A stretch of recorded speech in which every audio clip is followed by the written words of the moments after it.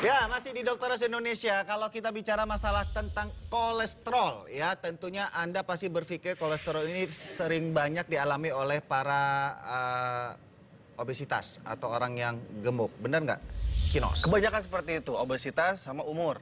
Kalau bicara masalah sumber kolesterol ini memang hampir secara umum yang paling sering masyarakat kita kepikiran kolesterol adalah memang kepiting, udang, makanan bersantan, dengan beragam cara pembuatan, akhirnya campur sana campur sini tentunya ada kolesterol juga. Tapi kalau menurut Kinos ini, nah ini bicara masalah kolesterol, kemudian tadi istilahnya mau gemuk, kebanyakan orang mikir gitu. Ini ternyata nih Kinos ya, ini orang kurus juga bisa beresiko atau orang yang bukan dalam kategori gemuk. Jadi Kinos nih ya, kategori badan bisa dikatakan normal. Ya, average yang tidak obesitas, tidak kurus. Ini tetap bisa beresiko loh. Serius dok? Nah ini dia tambahan lagi nih, usia. Orang banyak mikir ya kolesterol juga usia kalau udah di atas 40-50. Rentan banget. Badan gemuk, padahal yang kurus, usia muda ini juga bisa menderita namanya kadar darah kolesterolnya itu tinggi. Nah ini bisa dikarenakan sebab satu genetik, itu bisa. Ya kedua memang walaupun hampir sebagian besar mengatakan atau literatur mengatakan kolesterol tinggi di dalam darah dikarenakan gaya hidup dan pola makan nggak sehat, ya tetap aja yang namanya faktor keturunan. Itu kan akhirnya yang membentuk proses dari organ itu sendiri. Kolesterol itu sebenarnya apa sih dok kalau boleh tahu? Jadi kolesterol itu sebenarnya hasil pemecahan juga ya. Contoh satu, jika kita makan nasi atau sesuatu yang mengandung karbohidrat tinggi, itu akan di metabolisme ya di tubuh itu akan dipecah menjadi kolesterol. Jadi nasi putih itu juga bisa sebagai sumber pembentukan kolesterol di dalam tubuh jika proses pemecahannya itu sudah melebihi batas, alias kalau kita konsumsi nasi putih dalam takaran yang berlebihan. Bicara masalah penyumbatan kolesterol bisa terjadi di mana-mana, salah satunya adalah pembuluh darah di jantung. Ini kalau kita buat pembesarannya, ini pembuluh darah, one day kolesterol ini akan menghambat aliran darah pada pembuluh darah tersebut karena dia membuat si pembuluh darah ini menyempit.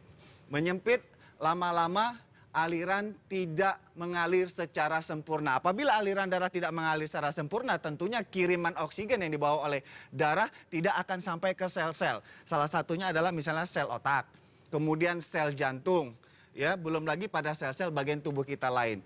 Proses penyempitan pembuluh darah ini, Kinos, memang bukan 1 hari, 1 minggu, 1 bulan. Ini bisa bermain tahunan. Makanya orang banyak tidak sadar tiba-tiba sakit jantung, ya. Kalau penyempitan pembuluh darah di jantung, stroke, penyumbatannya di otak, ya. Jadi gambaran untuk kolesterol ini yang paling dikhawatirkan adalah penyumbatan pada pembuluh darah. Oh gitu. Yaudah dok, gimana biar caranya tetap stabil nih? Ini konsumsi makanan yang mengandung lemak baik, karena lemak baik ini fungsinya adalah untuk mengikat lemak jahat di pencernaan lalu dibuang lewat pup. Contohnya adalah alpukat. Ini semuanya makanan baik atau enggak nih? Yang ini yang baik nih. Oh, yang sebelah kiri yang baik. Biasanya ya? sebelah kanan yang baik ya. Ini oatmeal. Ya, lalu ada alpukat. Ini lemak baiknya cukup bagus untuk mengikat lemak jahat. Kacang almond, kacang mete, sayuran, ini serat atau buah-buahan tertentu, ini akan membantu mengikat lemak jahat. Jenis ikan-ikanan, memang yang paling tinggi adalah ikan salmon. Ya. Yang tidak dianjurkan atau LDL yang tinggi adalah, apalagi ini ya. Ini kesukaan Kinos banget nih, gorengan lagi. Waduh. Ini isinya toh apa aja? Kornet, telur, sosis, mie. Wah. Enak kan? Penjahat semua nih. Ya untuk sesekali sebagai sosialisasi lidah is okay. Tapi kalau kebiasaan ini dijadikan sebagai menu seharian untuk sarapan atau makan siang, ya itu harus diwaspadai ya.